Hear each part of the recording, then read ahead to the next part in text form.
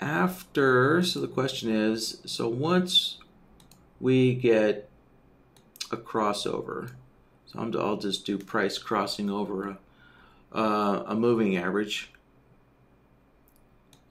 So let's just mark a couple here. So once we get like price crossing over our moving average, we want to wait 3 bars afterwards. So, right, so that'd be bar 1, and then we get bar 2, and then on bar 3. So on bar 3 is where we actually want to get the trade signal there. So bar 1, bar 2, and bar 3 here. Let's put that one there. Let's get rid of that. So there we go.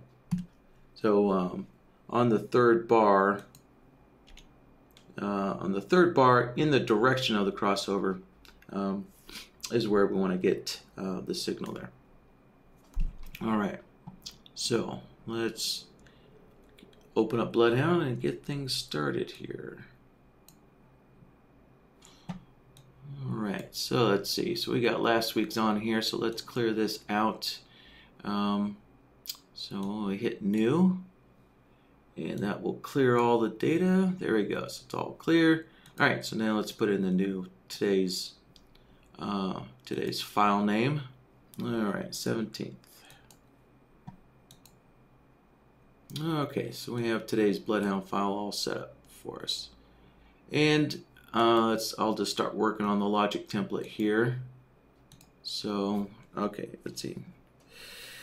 What should I call this? All right, let's see. Third bar after a crossover. Okay, something like that. All right, so let's see. Step 1 is we're looking for a crossover. So let's grab a crossover solver, like so. Let's plug that in, and let's see. Let's open this up a little bit.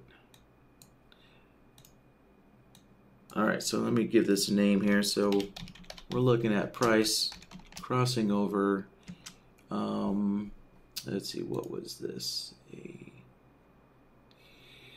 An SMA 21. All right, SMA 21. There we go. Okay, so price is our first thing here. So let's put price on here. There's price. All right, and the next part is our SMA indicator. So let's put that in input B. That'll be our SMA. And let's change from a 14 to a 21. So, okay. So there we go. So we can see on the chart, all right, we got lots of crossovers. And so we want to, but we want to wait until we get the third bar in a row. So what we're going to do is we're going to use this lookback period function here. And let's put 3 in there. Now you can see the crossover signal extends out 3 bars. Right, so we got the crossover to extend out 3 bars. And now the next step is to actually count 3 bars. So, right, so we don't want the signal, you know, we don't want an output on all 3 bars. We want it only on the last, on the third bar. So what we can do for that is use a bar direction solver here. So we're going to plug the bar direction solver in there. And what we want is we want to count at 3 bars here. So we want 3 bars in the same direction. All right, so now if we look at the chart, look at something like that, you'll notice, right, the bar direction solver now has an output on the third bar in the same direction, right? But the first 2 bars, there's no output from the bar direction solver. So Now, right, and the crossover, if we look at the crossover, right, the crossover has an output on the first 3 bars, right? So now what we want to do is we want to take the union of those 2 solvers, right? So those 2 solvers both have an output on this 3rd bar. So we want to take the union of that. So what we can do is we can grab an AND node. So take this AND node, connect everything up in there like that, and there we go. So now we only have an output on the 3rd bar. On the 3rd bar, where the bar is in the same direction as the crossover. All right, Frank. So I think that's what you're looking for. So let me know if you have any questions on that. Let's see. Frank is asking, what if the 3rd bar goes the other way? So it sounds like, let me see here.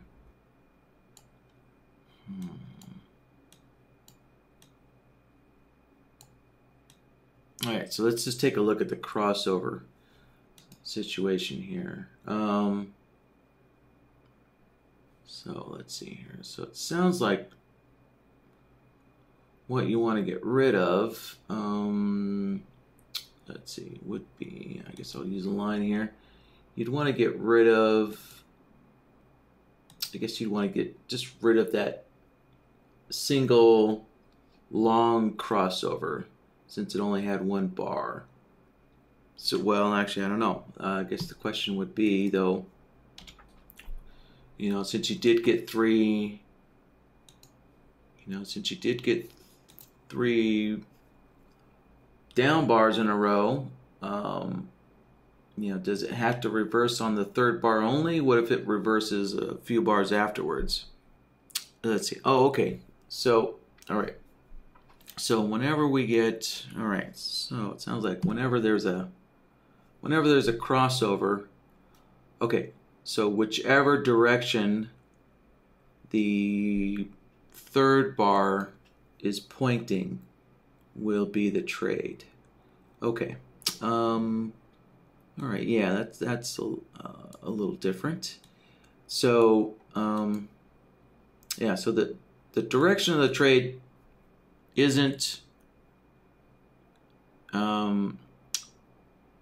dependent on the direction of the crossover, it sounds like.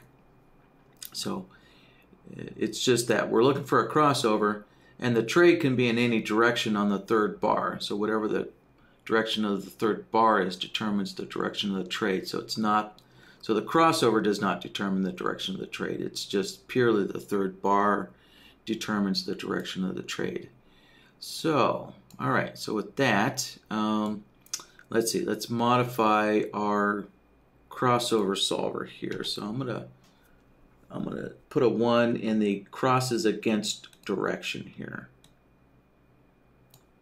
All right. So now, so the crossover now has an output both long and short. Both long and short there. Yeah. So now we can take a. So now we can get a signal in either direction, either long or short. So now we just need to work on the 3rd bar there, the 3rd bar count. And let's see here. So next, what I need to do is take this bar. Let's see. Actually, no, we don't want. Yeah, we're gonna have to rework the bar direction here. So let's see. So we just want to count 3 bars from the crossover. Let's see. Yeah, I think we're gonna need the signal counter.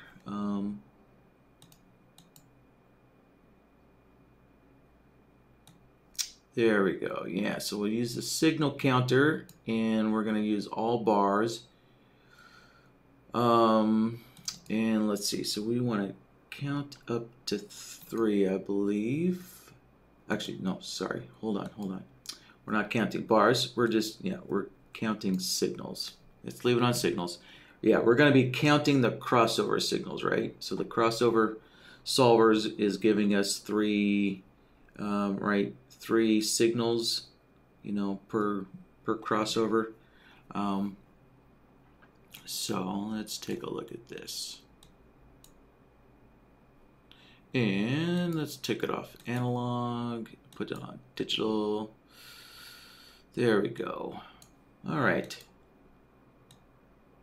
So now, there, so we can see we're left with a signal on the third bar there. Right, so we get the third bar, a signal on the third bar, signal on the third bar, like so. So, but, well, this isn't really a signal, it's more of an output, right? But it's got a long and a short output at the same time. So now we need to filter out the direction, right? So we need to strip away one of these outputs. So if it's an up bar, we want to be left with a long signal, and we want to strip out, remove the short signal there. And so to do that, we can use the bar direction solver here. So what I'm going to do is I'm just going to renumber this guy. So we just want to look for just the one bar like that, just a single bar. And so let's disconnect everything from the AND node. So let's plug the signal counter in there. Let's connect that to the result node. All right, so that's what we had before. So we can see we still have a long and a short output, but as soon as I connect the bar direction solver in, now that removes the other output, right? So now we're just left with a nice clean long signal, a clean short signal, long signal, and short signal. And so this bar here, right, it crossed above, but we didn't get 3 continuation bars, so it was ignored. And then once we got that down crossover, let's see here. Oh, actually, hold on a sec. So yeah, we need some tweaking here. So yeah, our logic's not quite ready there. So we can see we're getting a signal too soon. We should be waiting until this third bar in the same direction, but we're getting a signal a little too soon. And the reason why is, so if we take a look at the crossover, right? So our crossover has generated, 4 crossover bars in a row. So actually, I think what we want to do is strip. Let's modify this. Let's get rid of the crosses against direction, like so. There. Well, oh wait, actually, well, I'm sorry, Frank. Actually, maybe I'm modifying it. Actually, I guess according to what you're saying is actually, I guess this would be correct. So, because we did, yeah, so we do have a crossover, and you're saying whatever the direction of the third bar is. So there we go. So that's the direction of the third bar, which ends up being down. So, okay, yeah, Frank is saying it looks correct to him. Okay, yep, sorry about that. So, yeah, it just kind of points out that when you guys ask questions, clarity is kind of very helpful. Otherwise, I start to kind of interject what I think you guys mean. So, and I might get off track a little bit there. So, all right, yeah, so let's open this up here. So, yeah, Frank, go ahead and take a look and see if that's what you're looking for. So, we can see here we've got kind of a weird situation where we get a bunch of crossovers. So, something like that, if that needs to be cleaned up, then, I definitely need a lot more, details in in your rules there in order to kind of clean that area up there. So, Frank, would you like to turn your microphone on so you can ask your question? Because, yeah, I'm not sure what you mean by how do you apply the logic to a reversal candle. Yeah, thanks for your help this morning. Yeah, the reason I don't know how to ask this, say there's a reversal in the candles, and it's actually a good place to show this on a renko. So, like, look at the time frame here, just where the reversal is, like to the left at like 934 or somewhere in there, where that candle makes that turn right there. Then apply it to where that turn is not necessarily a crossover. I guess we could make a crossover occur right there on those, if that would be easier. Does that make sense? So do I have my cursor on the correct bar? Yes. Yes, you do. Okay. Yeah. So there is a crossover, right? So is this the kind of crossover you're looking for? Just a price crossing a moving average? Well, that was just like you get the concept. I didn't realize that because of the way you set this up, because what I really wanted to do is apply that to when we have a reversal like on that candle, and not necessarily a crossover, but a reversal in the candle. Oh, so it really has nothing to do with crossovers, just renko bar reversal bars? Yes. Oh, okay. All right, then gotcha. So let's get rid of the moving average. And so instead of this crossover, let's just stick that guy aside, and we'll grab a inflection solver here. So the inflection solver is basically a reversal solver. So let's let's name this here. All right, so we're going to be looking for a price inflection. There we go. All right, now we're going to set our type. We're going to change that to price. So there we go. All right, so now as we look at the chart, so now we can see every bar reversal is marked now. All right, so there we go. So the bar reversal is basically our first condition. And let's see, so with the inflection solver, let's see, so it's, all right, so it's the bar direction, three bars after a price reversal. So we can't really, we can't use the look back period here, and I'll just kind of show you why. And the reason why is, here's a good example. So, right, so we got a long output because the bar reversed up, but then we got a bar reversal down, and the long output stopped. All right, so long output stopped, so I can't count the long signals after this reversal up, right? So it basically changed, the output changed to short outputs. So if we started counting, it would start counting from the short, output out going forward. So I wouldn't be able to count from this long output here. So basically, if I understand you right, so as soon as we get a reversal, we just want to count 1 or 2 and 3, and whatever the direction is of the third bar here. So correct. Yeah. So okay. So I can't. Yeah. So I can't use that. So let's put that back. And what I'll use instead is a look back here. I'll use a look back. So the look back can be used to extend outputs forward in time as well. So let's see. So we're going to use a look back period of 3, and our mode. So this is what's important, is the mode. We're going to use max. Put the mode on max there. And so let's stretch this out here. So now we can see on BloodHound's output, once we get, let's see, just a sec here. Did I? Oh, sorry.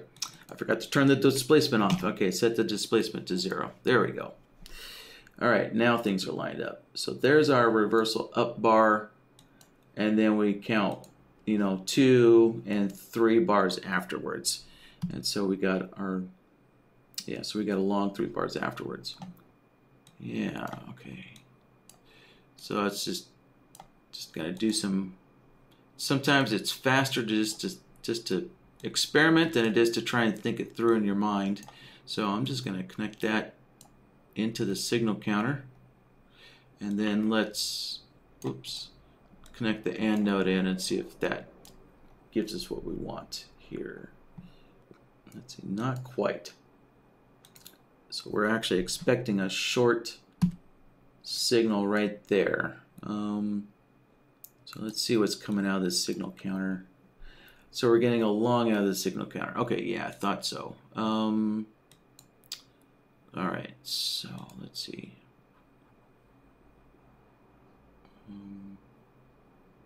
Yeah, so we're going to modify. So I have the inflection solver selected here. So I'm going to turn on the slope against direction. Let's turn that on. So what that's doing, let's take a look at this. So if we look at the inflection solver, so just like what I did with the crossover solver, I took the inflection solver, and the inflection solver is also giving me a long and a short at the same time. A long and a short at the same time, right? And that's because I don't know what the direction of the third bar is going to be. So even though we got a reversal up, the third bar could still be a down bar for a short signal. So I need these, all right, so I need these reversal bars to give me a long and a short output, because because the third bar could be in any direction. So, all right, so I think that should fix it. Let's take a look here. Okay. Yeah. So that did it. And all right, so basically we have the same result, pretty much the same result as we did when I was using that crossover solver. Yeah. All right, let me kind of clean things up here. All right, and so I guess the maybe the remaining question is, is this acceptable? Is this kind of what you would expect there? Yeah, it is. And I would just have to add in, something for consolidation and clean it all up, But that's it. That's it. Okay. All right. Yeah, because I think we could clean it up in that. So let's kind of mark things. So this is your third signal. Let's see. That's your third signal, and that's your third signal. Or what if you added something, or can you do something like if the bar reverses within the next 2 candles, close the trade and then let it go on its own? Does that make sense? Close the trade. So that would be a closure thing. So I mean, turn the signal off. Yeah. Yes. Right. Yep. So, that's kind of what I was leading up to. So yeah, what I could do is, so we could use this reversal bar to turn the signal off, and use that reversal bar to turn the signal off. Yeah, so we can clean this up a little bit here. All right, so let's work on that. Let's see here. So to do that, let's zoom in here a little bit. All right, so you'll notice this function, or this function node, right? The signal counter has a reset in it. So let's see here.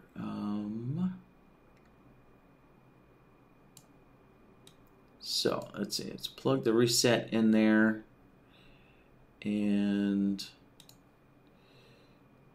Now I just need to figure out what resets do we want to use. Would it be just a no signal or reset no signal so that it's ready for the next correct? The no signal would be, so the no signal would be, it would be any of these bars that don't have a signal. But what I'm trying to use is the signal coming from the reversal bar, right? So I'm trying to use this reversal bar's. Yeah, I'm trying to use this reversal bar signal to reset things. Let's see, let's see. So what is happening here?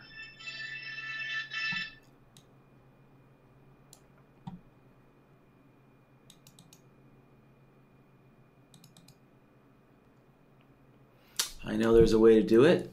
Just gonna rack my brain a little bit. Actually,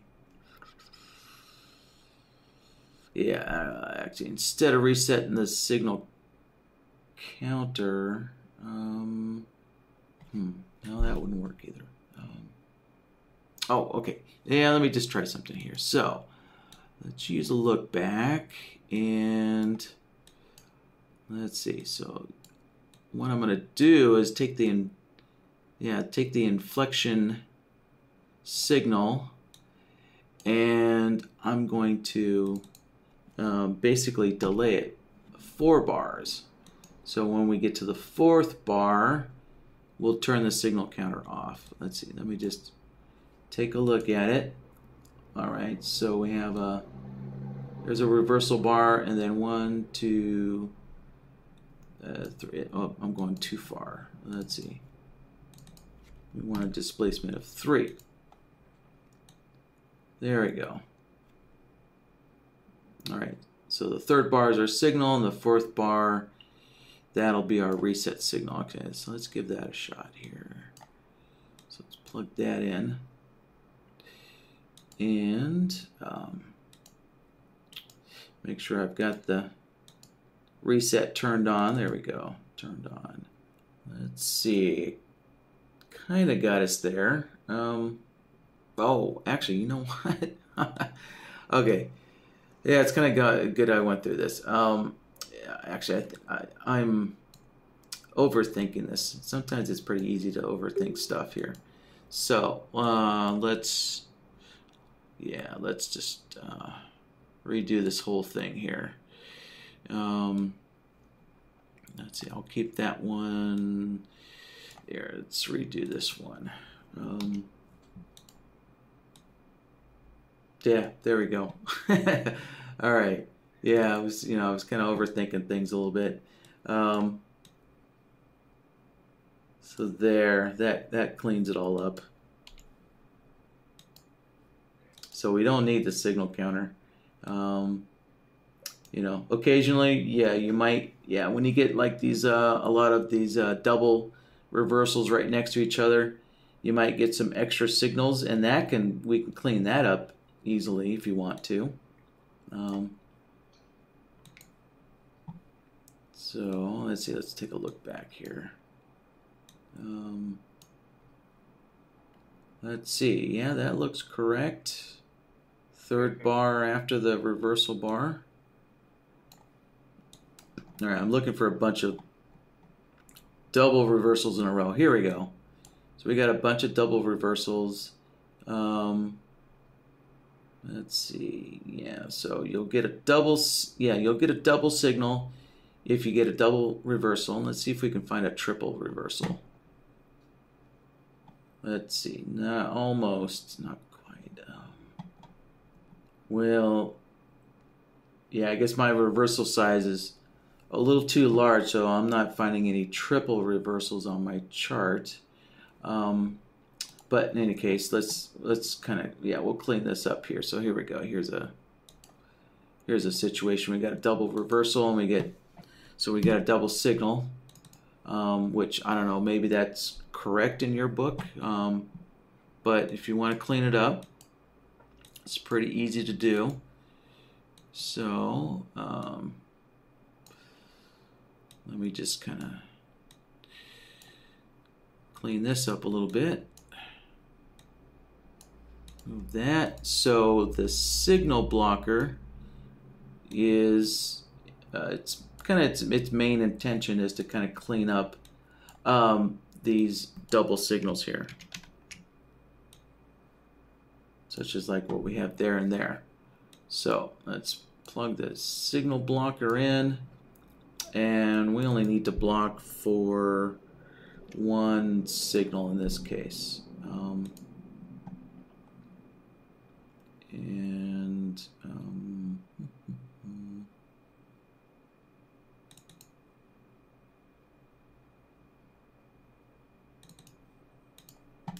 Yeah, there we go. Nice. All right, so there we go, nice and cleaned up. And let's go back to this other spot back here. Yeah, this is where it was. Yeah, so this used to be the real messy spot right there. Now that looks a lot cleaner. Yeah. So I guess the question is, you know, when you get this reversal bar, you know, are you still wanting that the signal in the third bar afterwards? Right, because this signal, so yeah, this signal came from that reversal bar. Right. You know, but you still want the signal from that reversal bar, which would be over here, one bar later. No, I think that's fine. Okay. All right. So, okay. So then, yeah. So to kind of clarify the rules, it's you want the signal from the first reversal bar, and the second one can be ignored. So, all right. So that's kind of recap. Do a recap on this a summary here. So we have a inflection solver. Right, so the inflection solver is just marking all the reversal bars. And then we took a lookback bar. And so with the lookback, we're using the displacement. So a displacement of 2. And so that shifts the reversal bar signal forward 2 bars in time here. So instead of the signal, or instead of the, I should say output, sorry. So instead of the output being on the reversal bar, that this outlook node here with a displacement of 2, that shifts the reversal bar output forward 2 bars. So pushed it forward 2 bars, and we can see we have a long and a short output, right? And so to clean up this long and short at the same time, to clean that up, we're using the bar direction solver, right? So simply the bar direction solver just tells us what the direction of the bar is. Simple enough, right? So, all right, and so with the AND node, so the AND node, you know, cleans up the signal and gives us just the signal in the direction of the bar. And then we use the signal blocker to clean up these double signals here. So to get rid of these double signals, yeah, we're using the signal blocker. And I changed the block signals 4, I changed that down to 1, right? Because we're only getting 1 extra signal on these double signals here. So we only need to block the signals for 1 bar there, and that cleaned it up. So there we go. All right. Thank you. Yeah, you bet, Frank. Good. Okay. Bernard has the next question. So Bernard's asking, does Raven pick up the signal at the next bar or at the signal bar? So that's actually a bit of an illusionary question there, Bernard. But technically speaking, strategies, so keep in mind Raven and Blackbird, those are NinjaTrader strategies. And so let's go into the strategies here. Right. So I'll use Raven today because today's the BloodHound workshop. So if we put Raven on here, so what determines when the signal gets picked up is this calculate on bar close setting.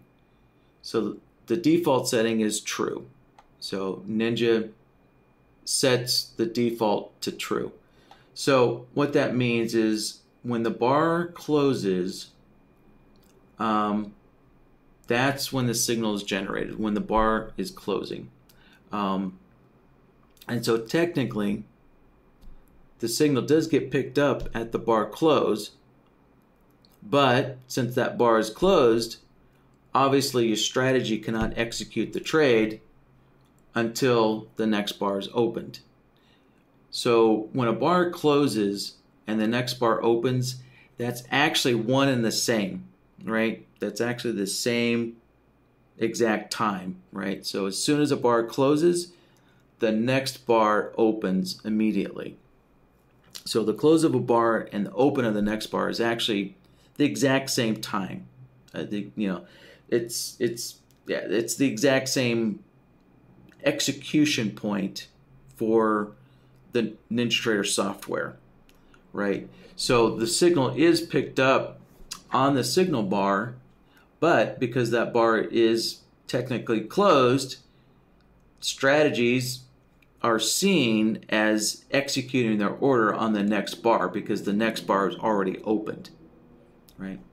And so that is determined by this calculate on bar close set to true setting, right? So if you want your signals to execute intra-bar, right? In other words, while the bar is building, here, let's go forward in time, right? So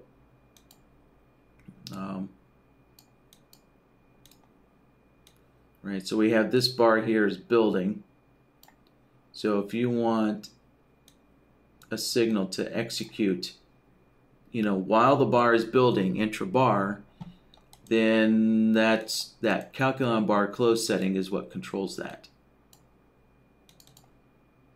So if you take your strategy and if you set this calculate on bar close, if you set it to false, then Raven and Blackbird, or whatever strategy you're running, it will start, it can now execute trades intra-bar, right? It basically is immediately, as soon as the signal is picked up, it'll immediately execute a trade signal intra-bar there. So, all right, so I hope that addresses your question there, Bernard. Let's see, let's take a look here. So, what I spoke about applies to all strategies. It's nothing specific to Raven and Blackbird.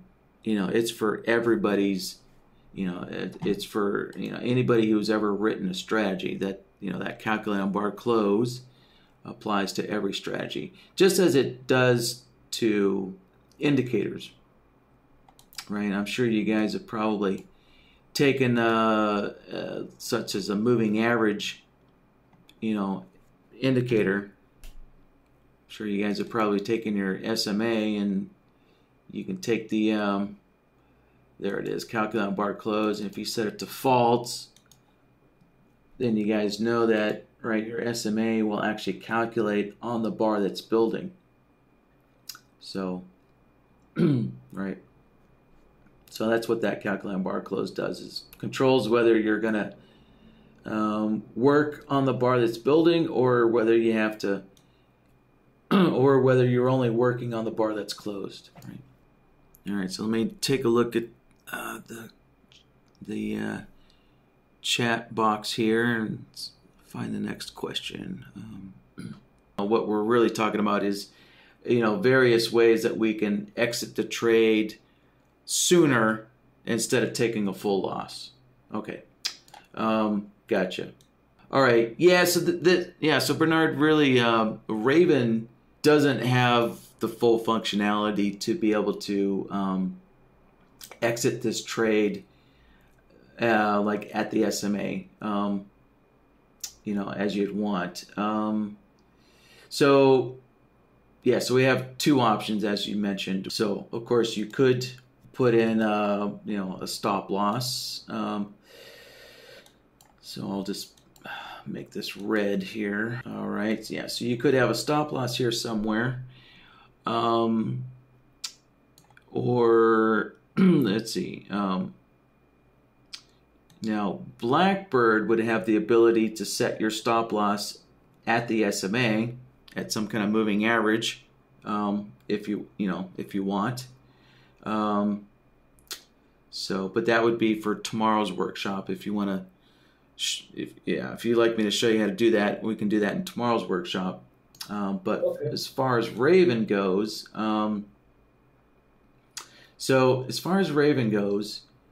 we could build a exit signal in BloodHound so that when price crosses that moving average, you get a crossover signal, and you can use that price crossing over the moving average signal to exit Raven. However, keep in mind that in order to do that, you would have to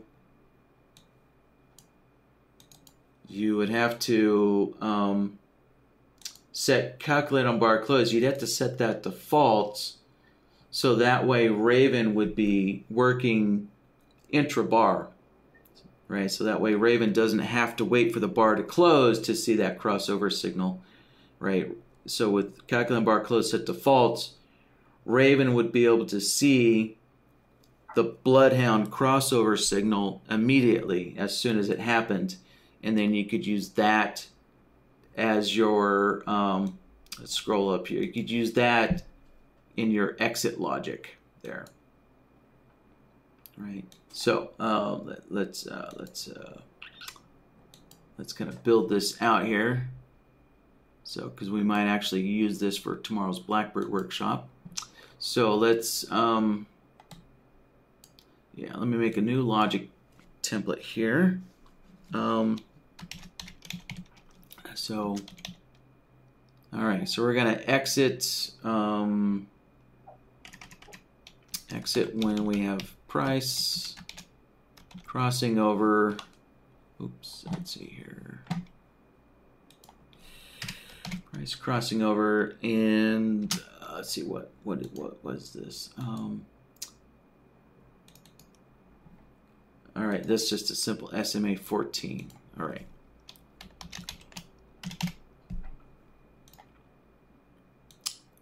And let's see. Oh, I deleted that crossover solver. All right, I'll just build a new one here. All right, so let's give this a name. So price crossing over the SMA 14. And all right, so for input A, that's going to be price. All right, so we'll just look for when the closing price crosses over our SMA 14. So the SMA 14 is already in there. Okay, so there we go. So there's that would be our exit signal. And so the way we would get this to, the way you'd set Raven up so that we actually get an exit, right there when price crosses that moving average, the way you, so let's get into our strategies, open up our strategies. So plug Raven in, and let's load up our template. So there we go. There's today's BloodHound template. All right, we got that loaded. All right, so our entry signal will be the third bar after crossover, and then our exit signals will be the exit price crossover. So there we go. And so keep in mind, in order to get an exit in real time, we have to set the calculate on bar close set to false, like so. So there we go. So, and then of course, just plug in your profit and stop loss there. All right. So, and that's how you do that. Yeah.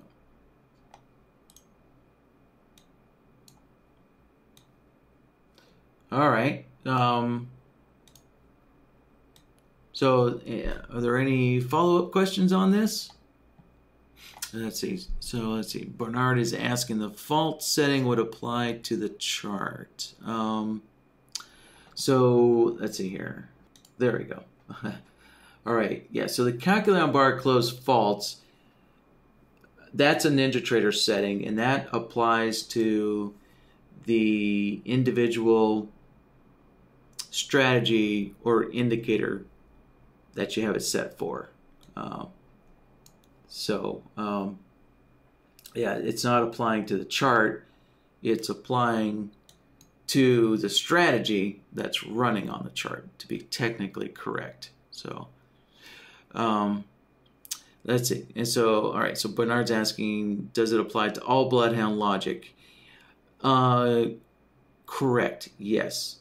So, the way this setting works is, so this applies to Raven, and so whatever setting, so whatever this calculate on bar close setting is, that also applies to everything that's running inside of Raven. So since BloodHound is running inside of Raven, that also applies to BloodHound running inside of Raven as well, right? And if BloodHound, so if our BloodHound is also using indicators, so for example, right, our BloodHound is referencing this SMA 14 indicator, so this calculate on bar close false also applies to that SMA 14 indicator, right? So all indicators running inside of Raven, NinjaTrader takes this setting and applies it to all the indicators running inside of Raven. All right, so everything's running that way. All right.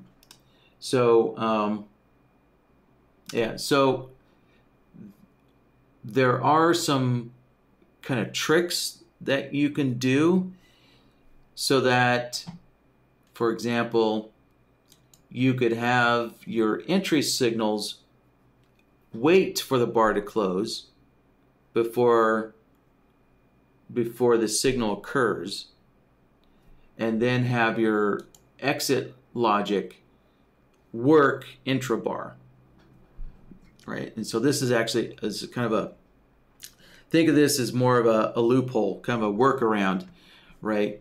So because the calculate on bar close is going to be false for everything. It's just going to stay that way. You can't change that. Once it's, whatever this is set to, everything running inside of Raven has to operate that way. There's no way to get around that. So, we've tried it, but it just that's not the way NinjaTrader was designed, and so it just won't function correctly. So we have some workaround options so that our entry logic will wait for the bar to close, but then our exit logic can work intra-bar for Raven. So this would apply for Raven and for Blackbird as well. It would. So, and so what it is, it's actually a BloodHound trick. So let's see, where are we at here? Yeah, all right, just a moment here. I'm going to switch data feeds here. So let's disconnect our live data feed, and then let's go to simulated data feed. That way we can do some examples here. So let's open up BloodHound. All right. Let's get over to our logic board.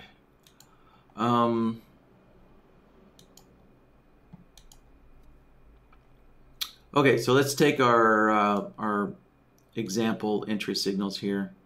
All right, so this one, so this logic here it's designed to function with calculate on bar close set to true. So what I'll do is I'll make a copy of this. So we have a copy. And I'll design this one so that calculate on bar close is set to false. All right, so I use COBC for shorthand. So we can take the same logic, and so here's kind of the trick here. So if you like, so if you need BloodHound to run with COBC false, or you need Raven to run with COBC false, but you want to wait for the bar to close before you get that trade signal, then what you do is you can take a lookback node, and it's this displacement function. So you just so you leave the displacement function at 1. We plug that in there like so. Now what happens is, here, let's close BloodHound up. So with that displacement, right, we're getting the trade signal on that bar. It's looking like it's 1 bar late, versus the other logic template that's set up for COBC being true. Right, that's going to give you the signal, on the actual signal bar. But if you're running with COBC false, you want to wait until this bar closes and this bar opens. So that means you need to get the signal on this bar as soon as that bar opens. And so therefore, when you use that lookback node with a displacement, right, you're actually getting it looks like the signal's 1 bar late, but you got to remember, you're running with COBC false, so that means you're actually getting the signal, at the open of the bar. At the open of the bar, you're not getting the signal at the close of the bar. You're getting it at the open of the bar, right? But because we're looking at historical charts, you can't tell whether the signal is, at the open of the bar, midway of the bar, or the close of the bar. All right, so just keep those, these kind of optical illusions in mind when you're trying to mix and match your calculator on bar close settings. All right, so there we go. Okay, so let's take a look at this. Let's see. So let me move the market up here, and we'll generate a reversal bar up.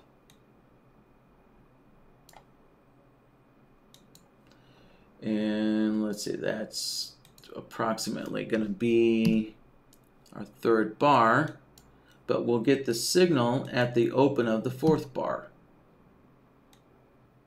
All right, so there you go. So 1 more bar. So as soon as this next bar opens, right? Because yeah, there we go. As soon as it opens, boom, we got the signal. So, and actually, what I didn't do. So I actually forgot to go in here and set BloodHound. Where is it? There we go. So calculate on bar close. Need to set that to false. There we go. All right. Yeah. So let me generate a short signal here. Okay. There we go. And so as soon as this bar opens, bingo. Right there, we got that signal. As soon as the bar opens, even though the bar is not closed yet, we got the trade signal. Okay, so that's our workaround here. If you want to try and mix and match, the calculate on bar close setting. So let's just take a look at the logic board again here. So here's the key. All right. So the key is you use a look back with a displacement of 1. So there we go. So, and I usually like to, you know, put that little designation in my logic template name, right? So it kind of helps me, you know, helps me realize that this logic template is set up for operating with COBC equaling false, versus, you know, the other logic template here, which is designed for COBC equals true. All right, Bernard, I hope that kind of answers your question. All right, well, good. I don't see any new questions, guys. So I guess we'll just wrap this up as the usual way. So if anybody would like today's BloodHound file, if you'd like it right away, you know, for this weekend so you can play with it, all you need to do is just email us, you know, and let us know you'd like a copy of today's workshop files, and we'll email those back to you. That way you can get them before the video gets posted and edited. Right, and as always, you know, keep your questions coming. So you're always welcome to email your questions ahead of time, and the emailed in questions get answered first in these workshops. All right, so if you'd like your question to get in sooner, just email it in. All right, otherwise, yeah, I guess if I don't see you in tomorrow's Blackbird workshop, then have a great weekend, and I hope to see you guys next week. All right, guys, have a good one. Bye-bye.